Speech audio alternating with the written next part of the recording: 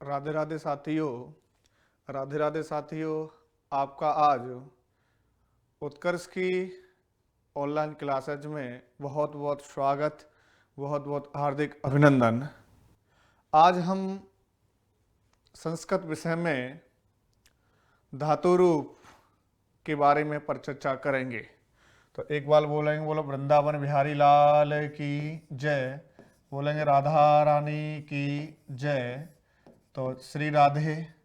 और आज हम क्या पढ़ेंगे? धातु रूप। क्या पढ़ेंगे? धातु रूप, या इनको कहेंगे लकार, या इसको कहेंगे क्रिया। हमारा धातु रूप, लकार, क्रिया आज हम पढ़ेंगे। देखो, धातु रूप, लकार, क्रिया आज हम पढ़ेंगे। तो सबसे पहले आपको एक बात ध्यान करनी चाहिए कि पहला ही प्रश्न बनता है धातु रूप, लकार और क्रिया में। पहला ही प्रश्न बनता है लकारः कतिविधा, लकार कितने प्रकार के होते हैं। लकार कितने प्रकार के होते हैं? तो लकार कितने प्रकार के होते हैं? लकार 10 प्रकार के होते हैं। तो लकार कितने प्रकार के होते हैं? 10 प्रकार के। तो लकार 10 होते हैं। लकार 10 होते हैं। और लकार 10 कौन कौन से होते हैं? लट, लिट,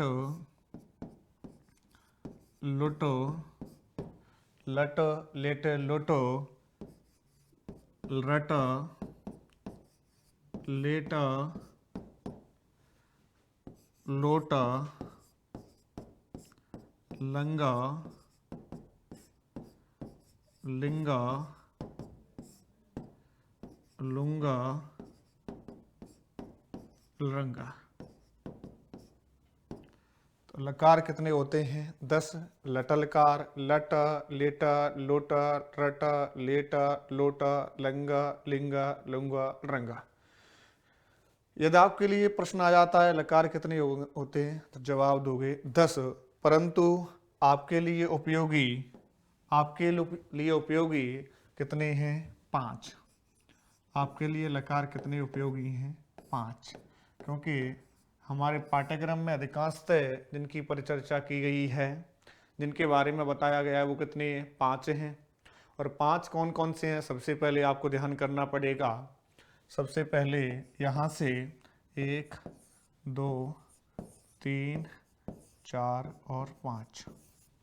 और अगली बात आपको बताऊं कि धातु रूप से, क्योंकि सबसे पहले एक ही बात, प्रश्न कहाँ से आएगा, प्रश्न कैसा आएगा और प्रश्न का जवाब क्या होगा, यह चीज। तो तदुपरांत में यह आने के बाद में आपको बताऊं एक ही बात कि यहां से धातु रूप, लकार और क्रिया से प्रश्न आपके 3 प्रकार से बनते हैं। 3 प्रकार से प्रश्न बनते हैं। वैसे तो मेरे विद्वान साथियों, भावी शिक्षकों, आपको धातु रूप याद करने पड़ेंगे, परंतु मेरे माध्यम से मैं आपको कुछ बातें मोस्टली इस संदर्भ में बताना चाह रहा हूं। तो आपको सबसे पहले धातु रूप, और धातु रूप में 3 प्रकार से, लकार में 3 प्रकार से प्रश्न बनते हैं। पहला प्रश्न पूछा विद्वान, जैसे कि उसने शब्द दे दिया पठति शब्दे लकारः अस्ति। पठति शब्द में लकार है। पठति शब्दे लकारः अस्ति, तो इत्यस्मिन् शब्दे लकारः अस्ति, इस शब्द में लकार है। तो एक तो लकार से संबंधित प्रश्न पूछ लेता है यदा कदा। दूसरा प्रश्न बनता है पठति शब्द को लंगलकार में परिवर्तन करो। कहने का मतलब एक लकार से दूसरे लकार में परिवर्तन करवाता है। तो दूसरा प्रश्न बन गया एक लकार से दूसरे लकार में परिवर्तन करवाना। तीसरा प्रश्न यदा कदा बनता है, जैसे पठति शब्दे पुरुष वचनम अस्ति, पठती शब्द में पुरुष वचन है, तो पठती शब्द में कौन सा पुरुष वचन है? प्रथम पुरुष, उत्तम पुरुष, अन्य पुरुष। क्योंकि वचन भी कितने प्रकार के होते हैं? 3 प्रकार के वचन होते हैं। आपको बताऊं, वचन भी कितने प्रकार के? 3 प्रकार के होते हैं। इस तरह यहां से प्रश्न कर सकता है। अगला चौथा प्रश्न बन सकता है, उन्होंने दे दिया भवती शब्दे धातु अस्ति, लिखती शब्दे धातु अस्ति। तो इस तरह 3 से 4 प्रकार के प्रश्नों की यहां बनाने की व्यवस्था बनती है। तो अपन को सारी चीज क्लियर होनी चाहिए। तो देखो साथियों, मेरे द्वारा आपके लिए बेसिकली आपको याद करना पड़ेंगे धातु रूप, परंतु लकार मुख्यतः 5 कौन कौन से? लटलकार, कौन कौन से? लटलकार। और एक प्रश्न यहां से बन जाता है, लटलकार को वर्तमान काल कहा जाता है।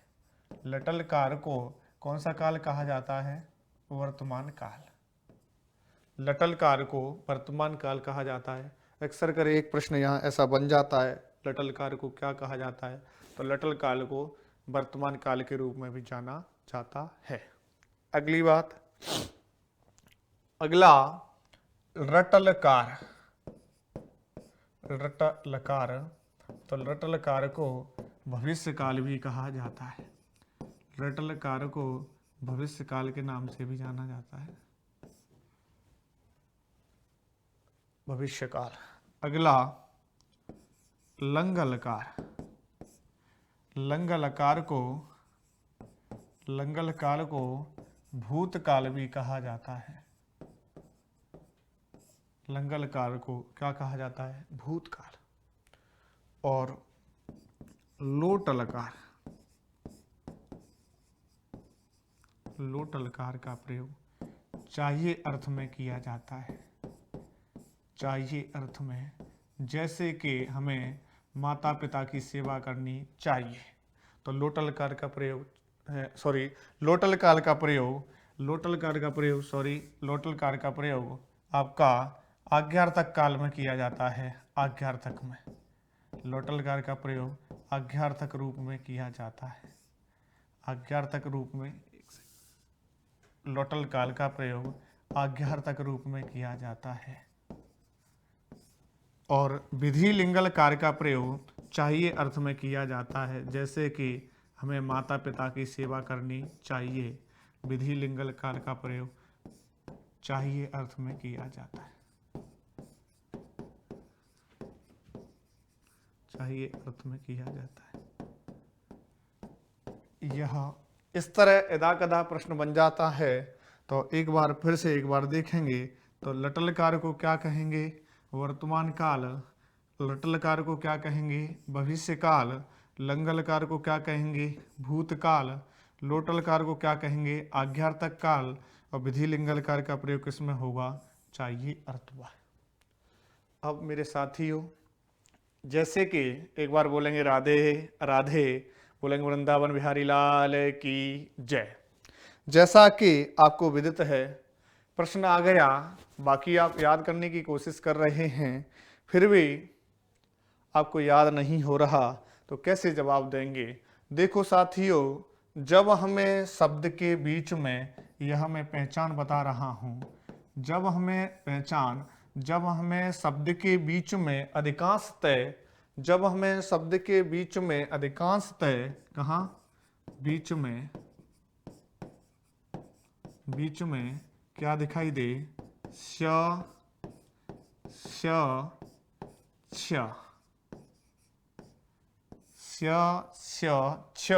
तो वहां कौन सा लकार होगा? रटलकार होगा। रटलकार होगा। जब हमें शब्द के बीच में क्या दिखाई दे? श, जैसे भविष्यति, दृश्यति, पठिष्यति, अशिष्यति। तो कुल मिलाकर के जब हमें छ दिखाई देगी, तो कौन सा लकार होगा? रटलकार का अधिकांश से प्रयोग किया जाएगा, वहां भविष्य काल का प्रयोग किया जाएगा। और जब हमें अधिकांशतः क्या दिखाई दे, जब हमें शब्द के आगे, बीच में नहीं, आगे, जब हमें शब्द के आगे क्या दिखाई दे, आगे अकार या आकार, क्या दिखाई दे, अकार या आकार, तो वहाँ कौन सा लकार होगा, लंगलकार। जब हमें आगे शब्द में क्या दिखाई दे, अ या आ, तो कौन सा लकार होगा, लंगलकार का प्रयोग किया जाएगा। अगला, जब हमें शब्द में एकार दिखाई दे, क्या दिखाई दे, एकार, जैसे पठेत, लिखेत, चलेत, भवेत, भवेताम, भवेहु, तो जब हमें शब्द में एकार दिखाई दे, ए दिखाई देगा, तो वहां कौन सा लकार होगा, विधि लिंगलकार। और जब हमें शब्द में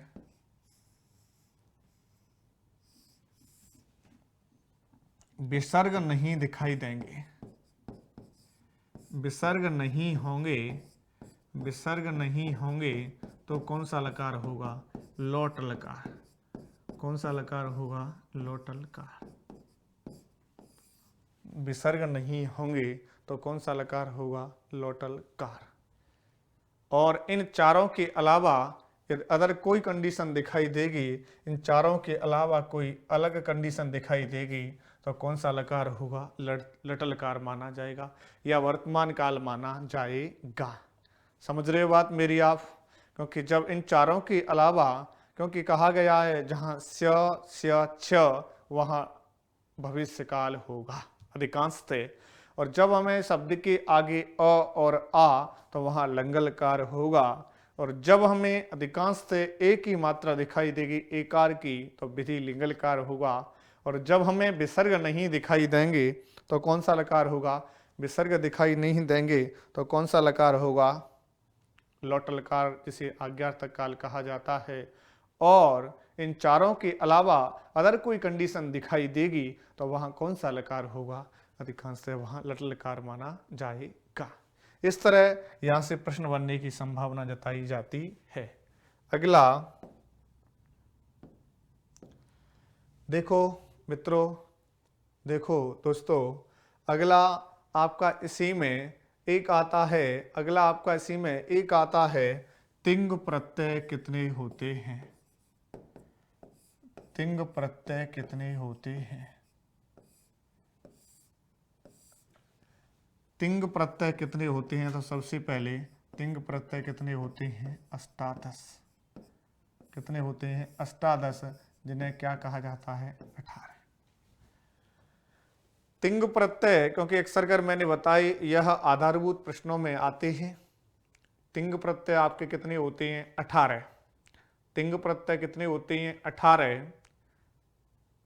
और वचन कितने होते हैं, 3। वचन कितने होते हैं, 3। वचन 3 होते हैं। कौन कौन से, एक वचन, द्विवचन और आपका बहुवचन। एक वचन, द्विवचन और बहुवचन। पुरुष कितने होते हैं, प्रथम पुरुष, उत्तम पुरुष और मध्यम पुरुष। तो एक वचन, द्विवचन और बहुवचन, पुरुष भी 3। तो अष्टादश तिंग प्रत्यय होते हैं 18, जिनको 2 रूपों में डिवाइडेशन करते हैं, परस्मयी पद और आत्मनेय पद।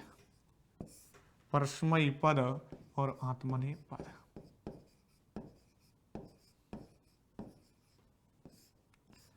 परस्मयी पद और आत्मनेय पद में इन दोनों का डिवाइडेशन किया जाता है साथियों।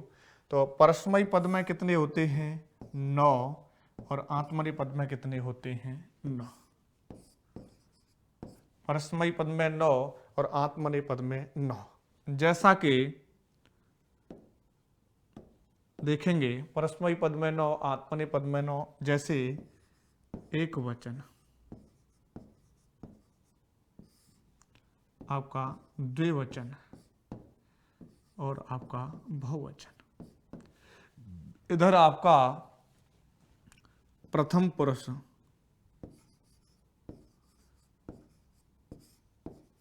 प्रथम पुरुष जिसे अन्य पुरुष भी कहा जाता है, और दूसरा मध्यम पुरुष और तीसरा उत्तम पुरुष। प्रथम पुरुष, मध्यम पुरुष और उत्तम पुरुष इसे अन्य पुरुष भी कहा जाता है। इसी प्रकार एक वचन, द्विवचन और आपका बहुवचन, इसी संदर्भ में देखेंगे तो परस्मयी पद के 9, इसका तेपो, तस, जी, तेपो, तस, जी, सिफो, थस, थ, मिपो, वस और मस। यह आपके परस्मयी पद के, जैसे कि तेपो, तस, जी, सेपो, थस, थ, मेपो, बस, मस, पठति, पठतः, पठन्ति, पठसि, पठत, पठत, पठामि, पठाव, पठाम, ती, तः, अन्ति, सी, थ, थ, आमि, आवह, आमः। क्योंकि आधारभूत प्रश्न तिंग प्रत्यय 18, परस्मयी पद के कितने 9 और आत्मनेपद के कितने 9, यह बात हुई। अगला इधर आत्मनेपद के 9, तो आताम, तो आताम जह, तो आताम जह, थास आथाम, थाश आथाम ध्वम, थाश आथाम ध्वम, एड, बहिंग और महिंग।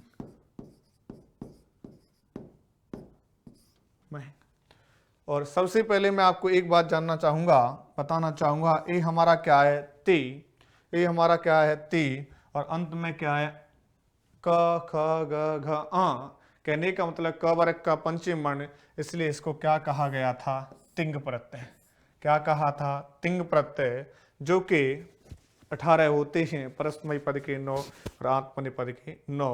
तो आताम झ, थास आताम ध्वम, इड, बहिंग, महिंग, इनके माध्यम से, इनको जोड़ने के माध्यम से परस्मयी पद के धातु रूप बनते हैं और इन आत्मनेपद के धातु रूप बनते हैं। इनको त आताम झ, थास आताम ध्वम, इड, बहिंग, महिंग को जोड़ने के बाद में आत्मनेपद के धातु रूप बनते हैं, और तिप, तस, झी, सिप, थस, था, मिप, बस, मस को जोड़ने के बाद में परस्मयी पद के बनते हैं। साथियों, आपके मन में विचार आ रहा होगा कि आत्मनेपद क्या होता है और परस्मयी पद क्या होता है। आत्मनेपद मैं बता चुका हूं कि ऐसी धातु जिसके नीचे, ऐसी धातु जिसके नीचे क्या होगा भाई, क्या होगा, कि ऐसी धातु जिसके नीचे अनुदात्त चिन्ह लगा होगा और आ की संज्ञा क, ख, ग, घ, आ की संज्ञा ही हो, ऐसी धातु को आत्मनेपद की धातु कहा जाता है। ऐसी धातु को आत्मनेपद की धातु कहा जाता है। तो ऐसी धातु, ऐसी धातु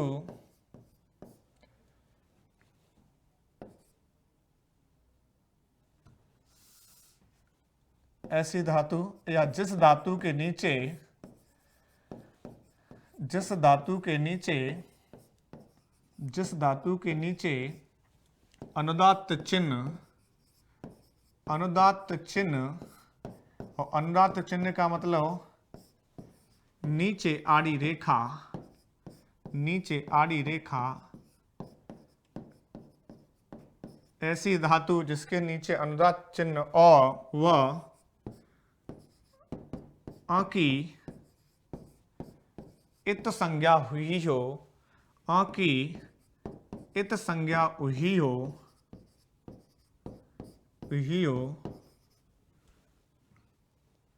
हो, उस धातु को आत्मनेपद की धातु कहा जाता है। उस धातुओं को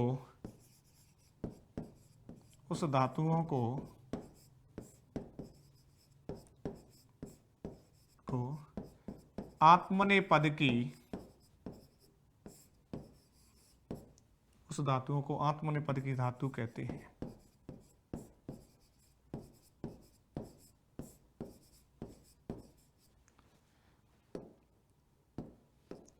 जिस धातु के नीचे क्या लगा हो, अनुदात चिन्ह।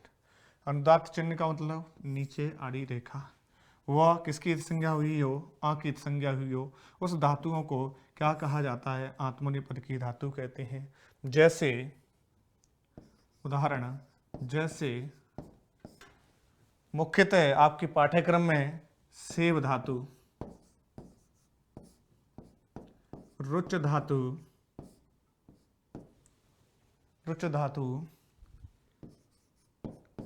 याच धातु, नीचे आड़ी रेखा लगी, सेव धातु, रुच धातु, याच धातु, सिंह जहां आ की संज्ञा हुई है, सेव धातु, रुच धातु, याच धातु, सिंह धातु, जिन्हें आत्मनेपद की धातु कहा जाता है। और इनके अलावा, इसके अलावा जो भी कुछ शेष रहता है, क्योंकि शेषात करतरी परस्मई पदम, इसके अलावा जो भी कुछ शेष रहता है उसे परस्मई पद की धातु कहा जाता है। तो मैं समझ रहा हूं आपकी बात क्लियर हो गई होगी, क्योंकि जिस आपकी बात क्या हो गई होगी, क्लियर हो गई ही हो। सेव धातु, रुच धातु, याच धातु, सिंह धातु। तो आपका धातु रूप का इस तरह, तो आपके लिए प्रश्न बनने की संभावना इस तरह जताई जाती है। उदाहरण के माध्यम से समझेंगे एक बार, उदाहरण के माध्यम से, जैसे उदाहरण के माध्यम से समझेंगे एक बार।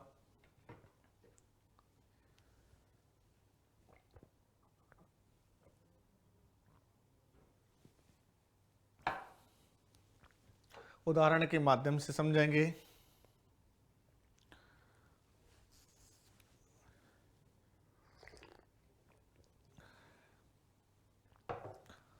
देखो विद्वान साथियों, आपके लिए प्रश्न आएगा,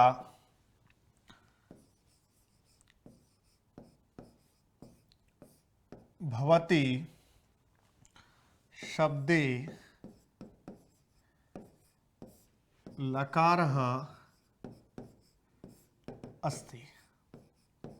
यह आ गया, भवति शब्दे लकारः अस्ति, भवति शब्द में लकार है। आपके लिए प्रश्न आ गया। अब ऑप्शन में आएंगे रट, लंग, विधिलिंग, विधिलिंग और चौथा लट। अब देखो ऑप्शन में 4 आने के बाद में यदि आप ढंग से पढ़ रहे होंगे, बात को समझ रहे होंगे, तो आपको आना चाहिए कि जैसे अभी मैंने जस्ट आपको बताया, भवति शब्दे लकारः अस्ति, भवति शब्द में लकार है। प्रश्न मेरा यह है, और मैंने कहा भी कि प्रश्न आपके लिए इस तरह का पूछा जाएगा।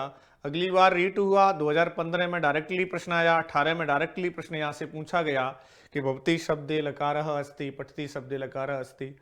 अब जस्ट मैंने जैसे क्लास शुरुआत की, आपको बताया कि रट लकार कहाँ होता है, कि जब हमें अधिकांशतः क्या दिखाई दे। सोचो एक बार, प्रश्न गलत नहीं होगा, रटोगे गलत होगा, क्योंकि विद्वान साथियों मैं समझ रहा हूं धातु रूप आपको याद करने पड़ेंगे, परंतु एक बार जो समझाया है उसको एक बार दोहराएंगे। जब हमें क्या दिखाई दे, स्य, स्य, छ, तो वहां कौन सा लकार होगा, रट लकार, भविष्य काल। कहने का मतलब हमारा पहला ऑप्शन नहीं है।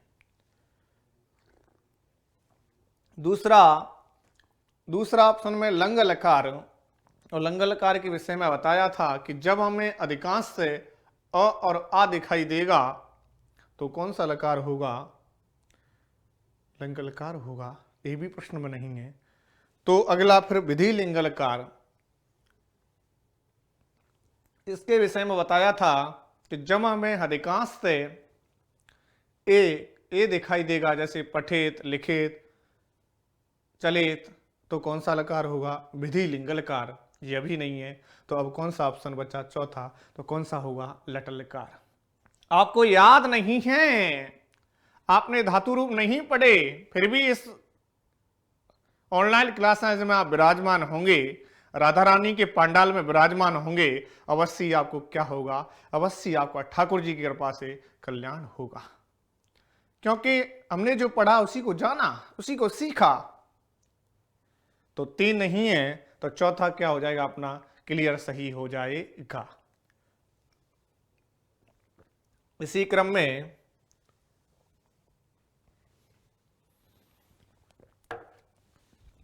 तो कौन सा ऑप्शन सही रहा हमारा, कौन सा ऑप्शन सही रहा, ऑप्शन हमारा कौन सा हो गया, लटलकार। कौन सा हो गया, लटलकार। अगला प्रश्न आपके लिए,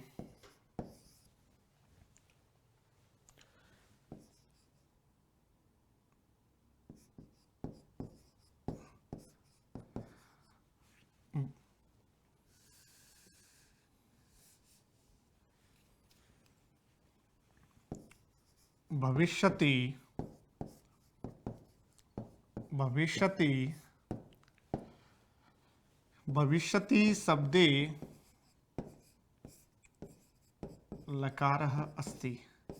भविष्यति शब्दे लकारः अस्ति। भविष्यति शब्द में लकार है। भविष्यति शब्दे लकारः अस्ति। अब ऑप्शन में सबसे पहले लंग, ऑप्शन में आपके में दे रखा है लंग।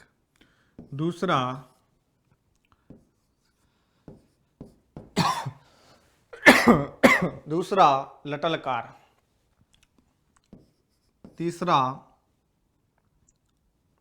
विधि लिंगलकार।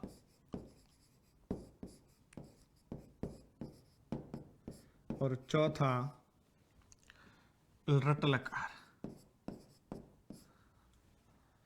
देखेंगे, लंगलकार नहीं है, ओ और आ कहीं नहीं लगा, ठीक है।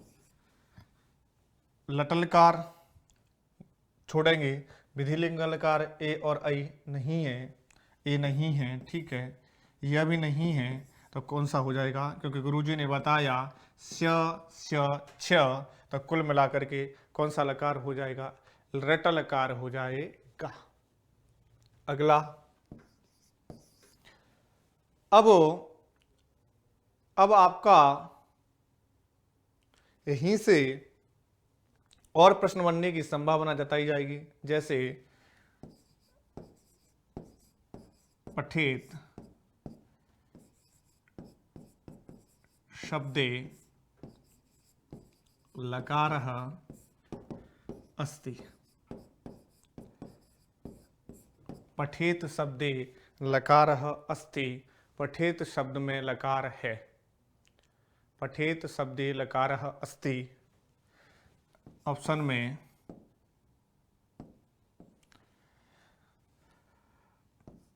लटलकार, ऑप्शन में विधि लिंगलकार, ऑप्शन में रटलकार और ऑप्शन में सर्वे। तो आपको जानना होगा, लट नहीं है, रट छ नहीं है और सर्वे में कोई ऑप्शन है ही नहीं, तो कौन सा होगा, ए और आई, तो कौन सा लकार होगा, विधि लिंग लकार। तो इस तरह आपके लिए प्रश्न बनने की क्या जताई जाती है, संभावना जताई जाती है। अगला आपको, ये तो हुए इनमें कौन सा लकार है, आपके लिए धातु रूप बना करके दे दिया, और धातु रूप बनाने के तदुपरांत में आपसे पूछा गया कि इसमें कौन सा लकार है। अब आपको देना है एक लकार से दूसरे लकार में परिवर्तन करवाना है। तो जैसे अब आपके लिए देगा चलती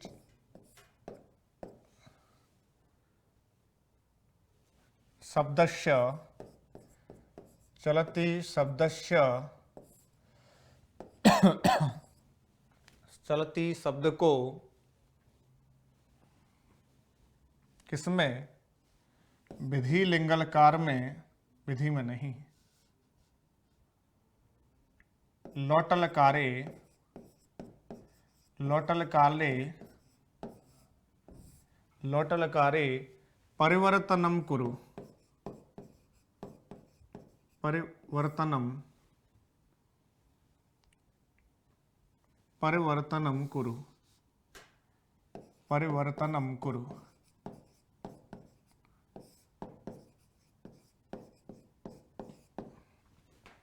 तो अब मूलतः आपको समझना है कि सबसे पहले चलती शब्द से, चलती शब्द को लोटलकार में परिवर्तन करो। अब चलती में आपको सबसे पहले जाना है कि चलती, चलतः, चलंती, चलसी, चलतः, चलत, चलामी, चलावह, चलामा, हमें यह अपना धातु रूप लटलकार का दिखाई दे रहा है। तो जब लटलकार का दिखाई दे रहा है और जिसमें परिवर्तन करा रहा है विधि लिंगल का, लोटलकार में, किसमें परिवर्तन करा रहा है, लोटलकार में।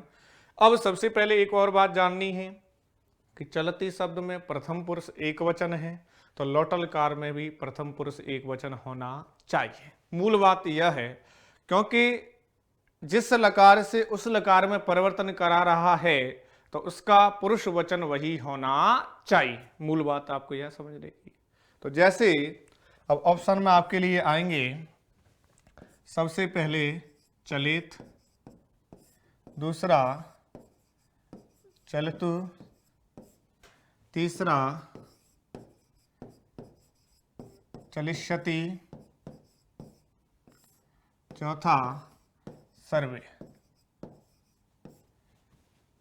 तो चलित ए और आई नहीं, च नहीं, तो कौन सा टिक होगा, चलतु, चलताम, चलंतु, क्योंकि चलती में प्रथम पुरुष एक वचन था तो चलतु में भी क्या होगा, प्रथम पुरुष एक वचन। इस तरह आपके लिए पूछ लेगा। अगला आपका पूछ लेता है यदा कदा, जैसे पट धातु, भू धातु, चल धातु,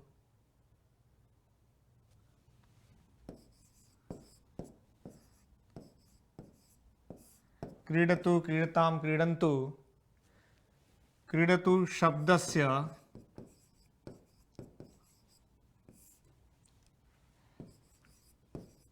लटलकारे परिवर्तनम कुरु, परिवर्तनम,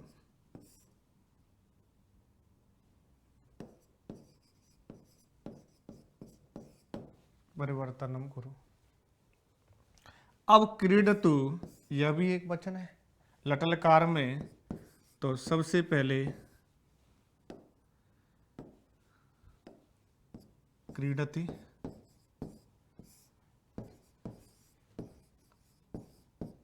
क्रीडन्ति, क्रीडेत, और चौथा आपका सर्वे। कौन सा होगा, क्रीडति प्रथम पुरुष एक वचन हुआ, उधर क्रीडतु भी प्रथम पुरुष एक वचन था, क्रीडन्ति बहुवचन है, नहीं होगा, और क्रीडित आपका विधि लिंगल का चाहिए अर्थ में नहीं हुआ, तो अपना ऑप्शन कौन सा सही हो जाएगा, क्रीडति। इस तरह आपके लिए प्रश्न बनने की क्या जताई जाती है, संभावना। अगला आपका यहां से प्रश्न बनेगा, जैसे विशेष कुछ धातु होती हैं, विशेष आपको मैं यहाँ नोट करा दूं। जैसे आपके लिए प्रश्न दे दिया, जैसे यदा कदा आ जाता है, पीछे नोट कराऊंगा, यदा कदा पूछ लिया जाता है, उसने दे दिया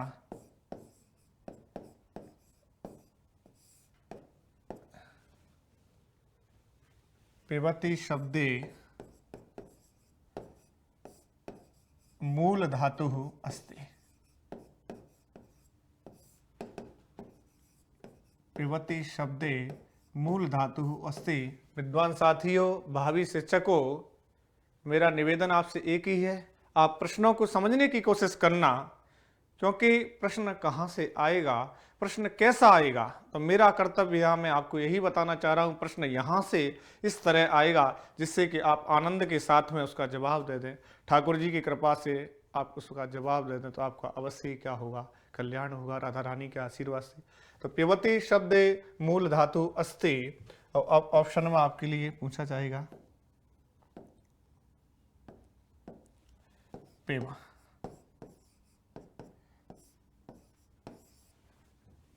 पी, पा, और चौथा आपके लिए आएगा सर्वे। चौथा आपके लिए क्या आएगा, सर्वे। तो जब आप लोग अधिकांश जिन्होंने ढंग से अध्ययन नहीं किया होगा, ढंग से उस चीज को नहीं जाना होगा, तो अधिकांश आप लोग क्या करेंगे, कौन सा जवाब दोगे, पिब। जो कि आप पिब जवाब दोगे और आपके प्रश्न का उत्तर क्या हो जाएगा, गलत। क्योंकि पिबति शब्द मूल धातु अस्ति, तो पिबति शब्द में मूल धातु पा धातु है। पा धातु का प्रयोग पीने के योग में किया जाता है। पा धातु मूलतः, पा धातु ही क्या है, मूल है। तो मैं यहाँ पा धातु मूल हो गई, इसलिए यहाँ कुछ आपको विशेष या नोट डाल के नोट करा देता हूँ कि देखेंगे पा धातु को कौन सा आदेश होता है, पिब। पा धातु को कौन सा आदेश होता है, पा धातु को मूल धातु क्या हो गई, पा, इसको आदेश क्या हुआ था, पिब। पिबति, पिबतः, पिबन्ति। ऐसे ही धातु है द्रस। द्रस धातु को कौन सा आदेश हो जाता है, पस्य। कौन सा हो जाता है, पस्य। धातु आपकी स्ता। स्ता धातु को कौन सा हो जाता है, तिष्ठति, तिष्ठतः, तिष्ठन्ति। तिष्ठ आदेश, तिष्ठति, तिष्ठतः, तिष्ठन्ति।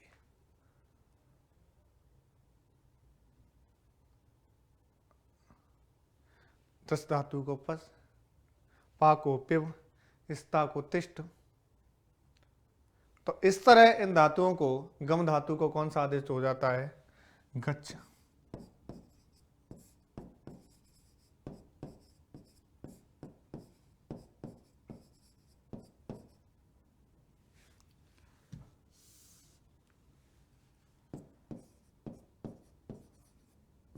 तो यहाँ गच्छति, गच्छतः, गच्छन्ति बन जाता है।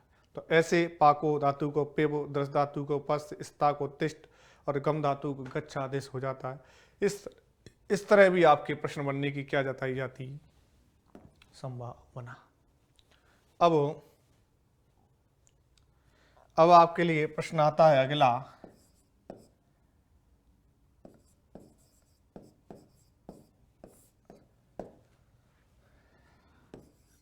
गच्छति शब्दे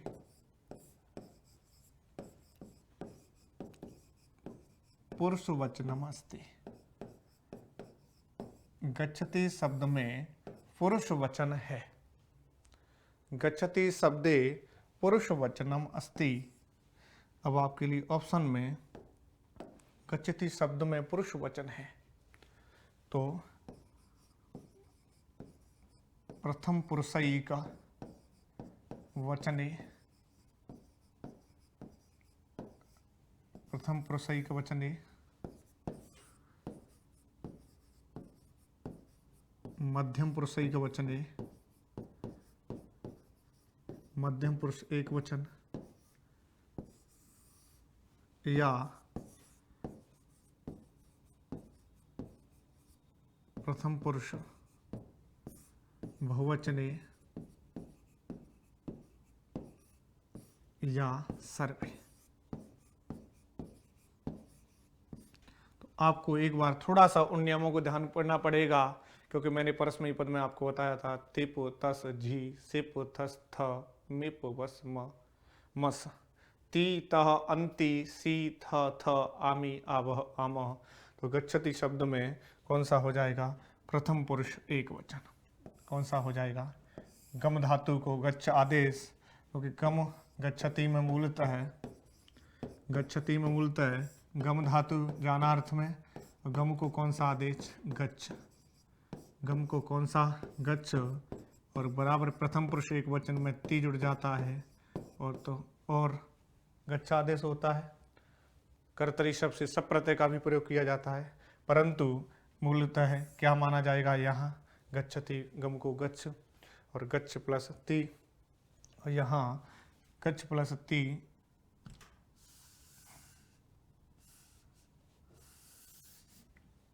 तो इस तरह यहाँ क्या हो गया, यह है आपका प्रथम पुरुष एक वचन माना जाएगा। तो आपका इस तरह भी प्रश्न बनने की क्या जताई जाती है, संभावना जताई जाती है। क्लियर बात। अब अगला आपका इसी तरह पूछने की संभावना जाती है, जैसे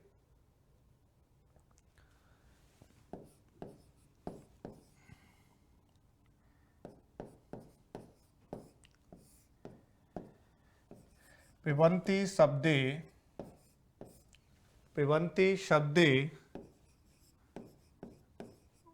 पुरुषवचनम् अस्ति।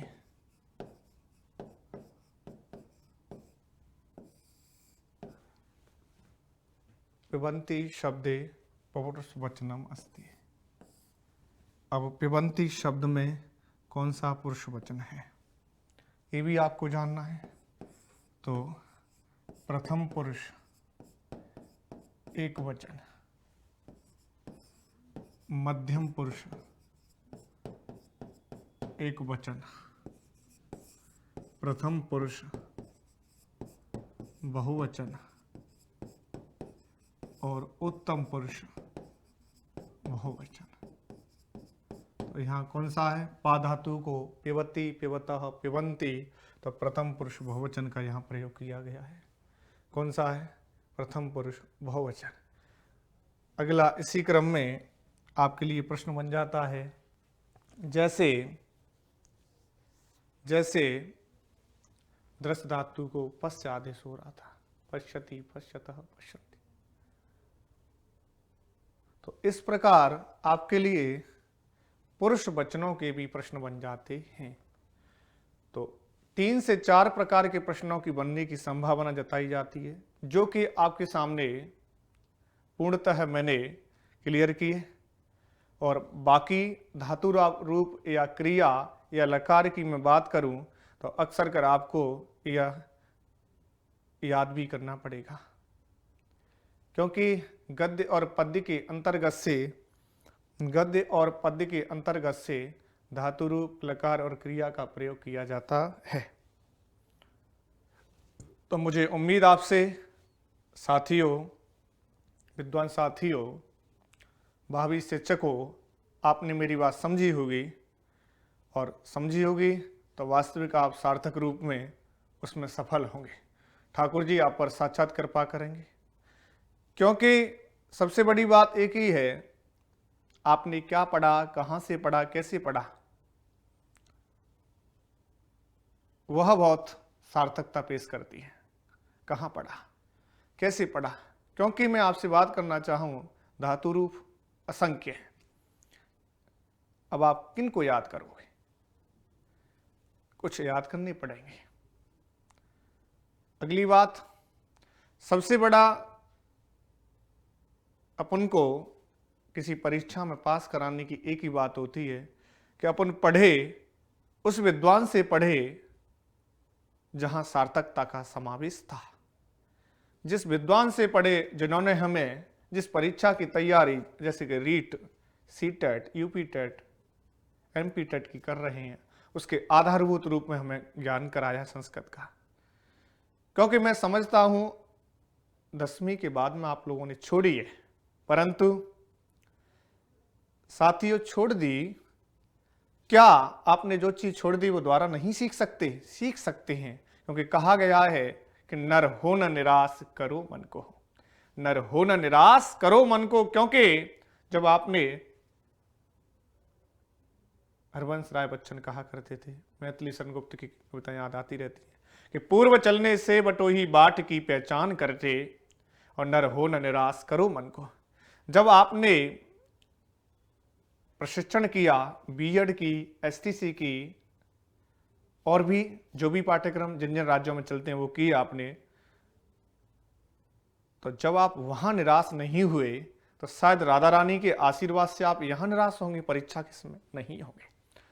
आप आनंद के साथ में पढ़ें, क्योंकि जहां आनंद के साथ में पढ़ते हैं वहां साक्षात ठाकुर जी विराजमान रहते हैं, और जहां ठाकुर जी साक्षात विराजमान रहते हैं, जहाँ राधा रानी साक्षात विराजमान रहती है, तो उसका अवश्य ही कल्याण होता है। आप भाव के साथ में पढ़ना चाहिए, क्योंकि भू से बना है भव और भव से क्या बना है भाव। और कहा भी गया है कि भाव के भूखे हैं भगवान। भगवान किसके भूखे हैं? भाव के। भाव होना चाहिए, और जिसके पास भू से भव, भव से भाव, और भव से क्या हो जाता है? गेड़ा पार। भावयतीत भाव, भाव के भूखे हैं भगवान, क्योंकि कहा गया है श्रद्धावानम लवते ज्ञानम। जो श्रद्धा से पढ़ेगा, जिसमें पढ़ने की श्रद्धा होगी, जिसमें पढ़ने का भाव होगा, वही ज्ञान को प्राप्त करेगा। श्रद्धावानम लवते धनम, कहने का मतलब धन कमाने के लिए श्रद्धा भी होनी चाहिए, उसके प्रति हमें भाग दौड़ करनी चाहिए, तो अवश्य ही आपका क्या होगा? कल्याण होगा। तो यह हम क्या पढ़ रहे थे? धातु रूप लकार क्रिया के बारे में परिचर्चा की साथियों। बहुत बहुत आपको साधुवाद, आप पढ़े, बहुत बहुत धन्यवाद। इसी क्रम में बोलेंगे एक बार वृंदावन बिहारी लाल की जय, राधा रानी की जय, कृष्णाय वासुदेवाय हरये परमात्मनः प्रणता क्लेशनाशाय गोविंदाय नमो नमः। सर्वमंगलमांगल्ये शिवे सर्वार्थसाधिके शरण्ये त्र्यंबके गौरी नारायणी नमोस्तुते, नारायणी नमोस्तुते। बोलो वृंदावन बिहारी लाल की जय। जय जय Shri Radhe Shyam. Click on the subscribe button to subscribe to our channel. Press the bell icon on the YouTube app and never miss another update. Download Karsh app from Google Play Store. Karsh app is one-stop solution for your competitive exam preparation with lots of unique and amazing features like create your own custom test, add YouTube videos in app library, add web reference link for quick revision, make your own custom flashcards. For each chapter, you can give online test and analyze your performance. So download Karsh app now.